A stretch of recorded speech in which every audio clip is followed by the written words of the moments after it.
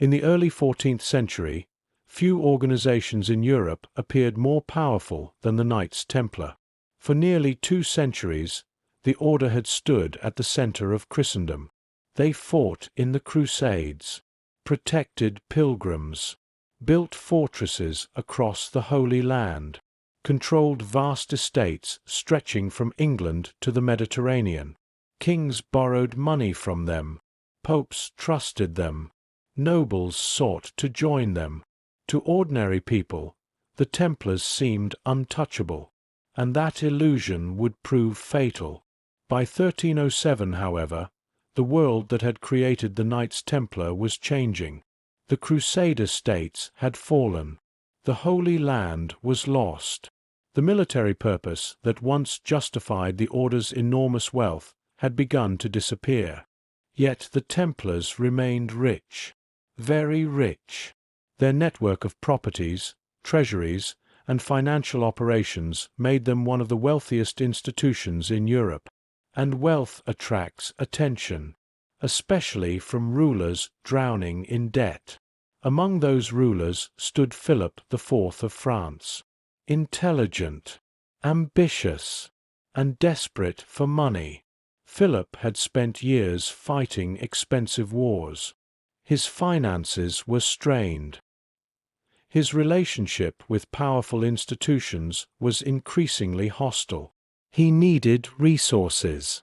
The Templars possessed them. Officially, the order remained respected. Publicly, few questioned its legitimacy.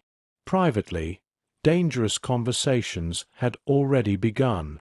Rumors spread through royal circles. Allegations emerged. Whispers became accusations. Accusations became investigations. At first, many Templars dismissed the stories. They had survived battles against Muslim armies, sieges, political conflicts, religious crises. Surely they could survive rumors. What they failed to understand was that their greatest enemy was not outside the walls. It sat on a throne. Across France, royal officials quietly prepared lists. Names were collected, locations recorded, instructions sealed.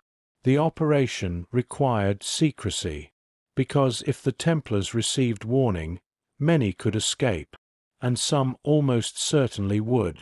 4 months, preparations continued behind closed doors. Messengers traveled. Orders circulated. Local authorities received instructions they were forbidden to open until the appointed time. Meanwhile, the Knights Templar continued living normally. They prayed, managed estates, handled finances, conducted business, completely unaware that one of the most coordinated arrests in medieval history was approaching. And when it finally arrived, it would happen in a single morning. On the morning of October 13th, 1307, most members of the Knights Templar believed they were waking to an ordinary Friday. They were wrong. Across the Kingdom of France, royal officials were already moving. The orders had been prepared in secret. The names had been collected. The locations identified. And now, before dawn, messengers opened sealed instructions that many had carried for days without knowing their contents. The commands were simple. Arrest every Templar, immediately, without warning, without exception.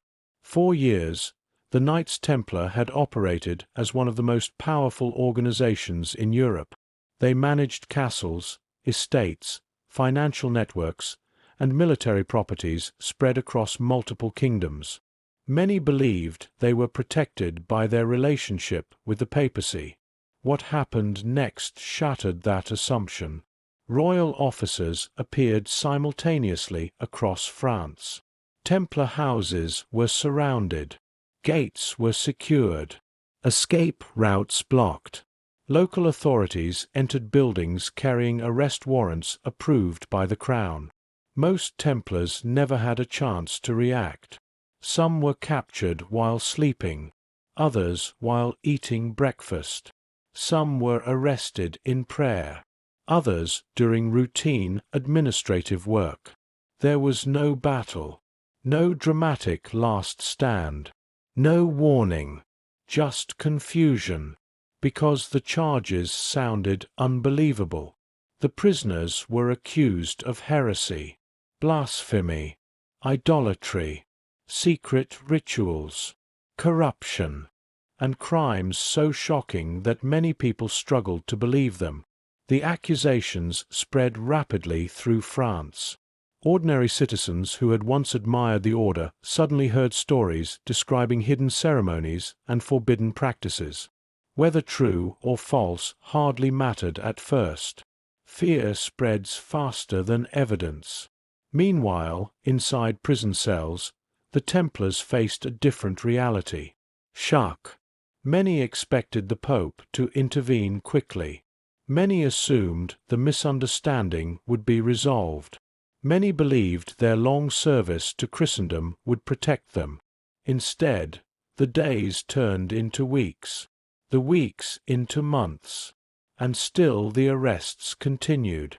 Then came the interrogations. For medieval authorities, confession represented proof.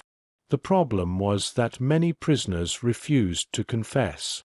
So investigators sought other methods. Methods that would become infamous. Under growing pressure from the French crown, interrogators began using torture to obtain admissions of guilt. Some prisoners resisted, others broke. Some confessed and later retracted their statements. Others signed documents simply to end suffering. And every confession created more accusations. Every accusation justified more arrests. Every arrest strengthened the case against the order.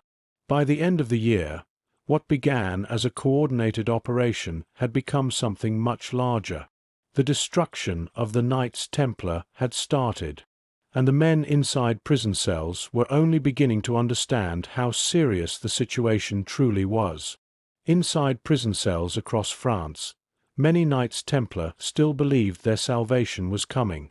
After all, the order did not answer to kings. It answered directly to the Pope. For nearly 2 centuries, that relationship had protected the Templars from local rulers, taxes, and political interference. Their privileges were extraordinary. Their influence stretched across Europe. Their loyalty was supposed to be owed to the Church above all others. Surely the papacy would stop what was happening. Surely the accusations would collapse under investigation. Surely reason would prevail. At first, even Pope Clement V appeared shocked by the arrests. The French king had acted without waiting for papal approval. It was a direct challenge to papal authority. In theory, the Pope had every reason to oppose the operation.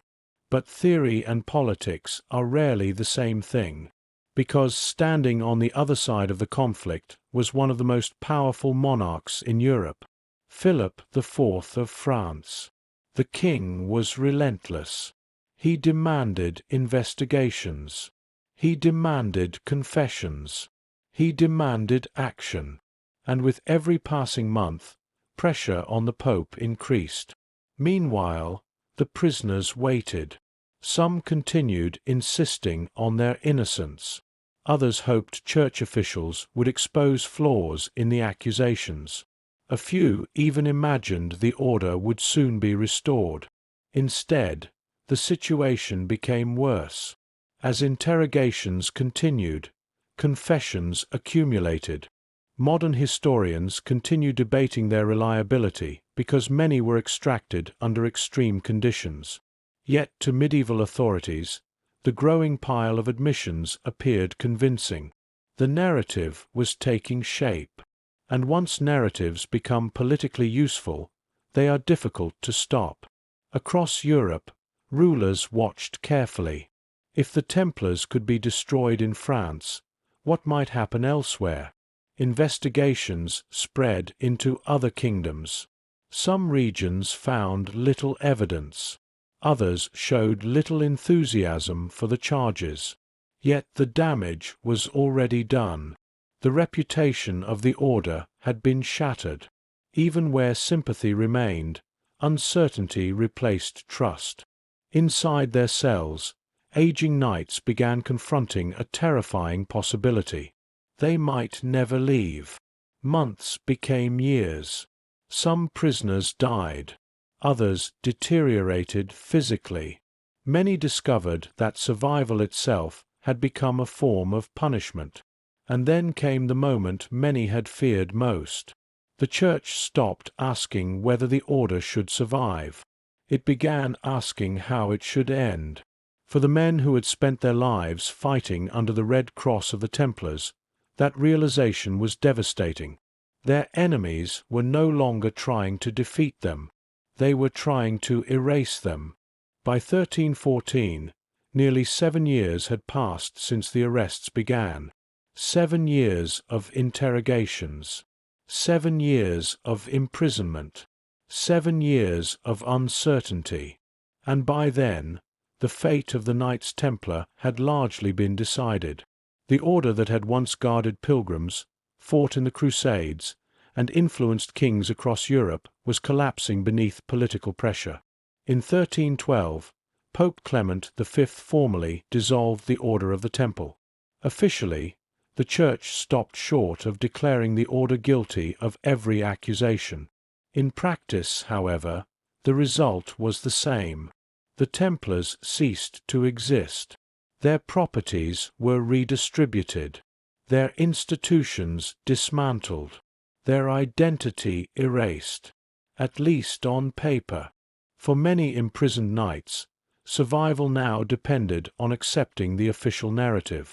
Confess, cooperate, remain silent, avoid further punishment. Some did, others had already died.